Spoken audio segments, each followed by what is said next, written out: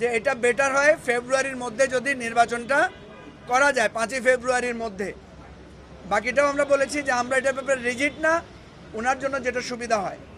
এরপরে আমরা আরেকটা কথা বলেছি যে ছাত্রদের যে ঐক্যটা থাকা দরকার ছিল, যে জেনজি, মাদ্রাসার ছাত্র, পাবলিক ইউনিভার্সিটি, প্রাইভেট ইউনিভার্সিটির যে একটা কমন যারা আন্দোলনে ছিল, আমরা বলেছি যে এই ঐক্যটা আপনারা ধরে রাখতে পারেন নাই, কখনো কখনো আপনাদের উপদেষ্টারাও এই ঐক্য বিনষ্ট করার জন্য কাজ করেছে। সুতরাং ওনাকে অনুরোধ করেছি যে টোটাল বিষয়টাকে আপনি একটা বিশ্লেষণ করে কোথায় কোথায় ত্রুটি বিচ্যুত আছে, প্রয়োজনে আপনি যদি মনে করেন উপদেষ্টা পরিষদ রিশাফল করতে হবে, সেটা করে হলেও আপনি একটা স্থিতিশীল কমফোর্টেবল জায়গায় আপনি যান।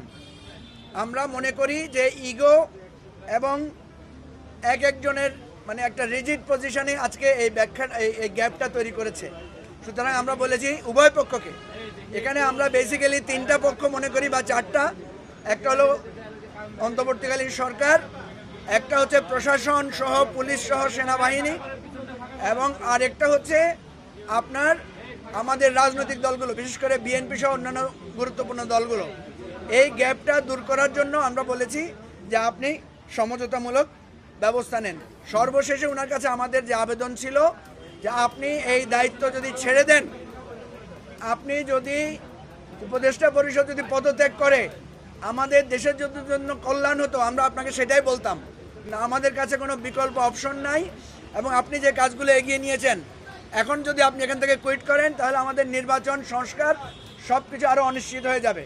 সুতরাং আপনাকে থাকতে হবে, আপনি পদত্যাগের চিন্তা করতে পারবেন না। আমরা সবাই মিলে আমাদের পরাজিত হওয়ার কোনো সুযোগ নাই, আমাদেরকে সফল হতে হবে। রোড ম্যাপ নিয়ে আমরা বলেছি, আমি তো বলেছি উনি কমফোর্টেবল পজিশনে গেলে উনি একটা রোড ম্যাপ ঘোষণা করবেন। আর সর্বশেষ কথা হচ্ছে উনি নিজে বলেছেন আমি কিন্তু যথেষ্ট হতাশ নানা কারণে, কিন্তু আমাদের সকল সিনিয়র রাজনীতিবিদরা ছিলেন, ওনারা বলেছেন যে আপনি হতাশ হবেন না, আপনি যে সমস্যাগুলো আছে, ত্রুটিগুলো আছে, এগুলো দূর করে যান।